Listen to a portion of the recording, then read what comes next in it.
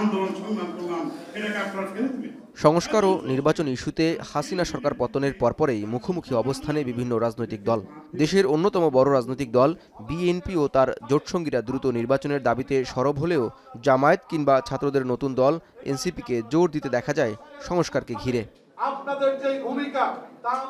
জাগপার প্রতিষ্ঠাতা শফিউল আলম প্রধানের অষ্টম মৃত্যুবার্ষিকী উপলক্ষে জাতীয় প্রেস ক্লাবে আলোচনা সভায় বিএনপির স্থায়ী কমিটির সদস্য নজরুল ইসলাম খান অভিযোগ করেন, নির্বাচনকে বিলম্বিত করতে চায় একটা গোষ্ঠী। তাদের উদ্দেশ্য নিয়েও প্রশ্ন তোলেন বিএনপির জ্যেষ্ঠ নেতা। বাংলাদেশের কিছু রাজনৈতিক শক্তি আছে, কিছু সামাজিক শক্তি আছে, তারা অনেকেই তাদের নিজেদের রাজনৈতিক স্বার্থে কিংবা তাদের গোষ্ঠীর স্বার্থে তারা এই গণতান্ত্রিক প্রক্রিয়াটাকে বিলম্বিত করতে চান।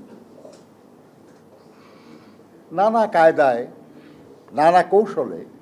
এদিকে রাজধানীর গুলশানে বিএনপি চেয়ারপারসনের রাজনৈতিক কার্যালয়ে দলের যৌথ সভা শেষে ভার্চুয়ালি মির্জা ফখরুল ইসলাম আলমগীর বলেন, দেশে বিভাজনের রাজনীতি শুরু হয়েছে। এ সময় পরিকল্পিতভাবে নির্বাচন পেছানোর পায়তারা চলছে বলেও অভিযোগ করেন মির্জা ফখরুল। ছাত্র জনতা রক্তের বিনিময়ে যে নতুন একটা সম্ভাবনার সৃষ্টি হয়েছে, যে গণতন্ত্রকে প্রতিষ্ঠিত করবার এবং সত্যিকার ফ্যাসিবাদ মুক্ত একটি আধুনিক বাংলাদেশকে প্রতিষ্ঠা করবার, সেখানেও আমরা দেখছি যে একটা কালো ছায়া এসে দাঁড়াচ্ছে। অত্যন্ত সুপরিকল্পিতভাবে নির্বাচনকে পিছিয়ে দেওয়া, জনগণের যে অধিকার, সেই অধিকার থেকে জনগণকে বঞ্চিত করাবার এবং ভোটের অধিকার থেকে বঞ্চিত করবার একটা পায়তারা শুরু হয়েছে। এবং আপনারা নিশ্চয়ই লক্ষ্য করেছেন যে বিভাজনের রাজনীতি আবার শুরু হয়েছে।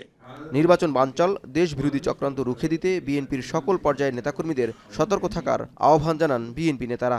বাংলাদেশের গণতন্ত্রকে আর কেউ যেন কখনো ফ্যাসিবাদ স্বৈরাচার দিয়ে দাবিয়ে রাখতে না পারে। জওয়াদ মাহমুদ, এখন, ঢাকা।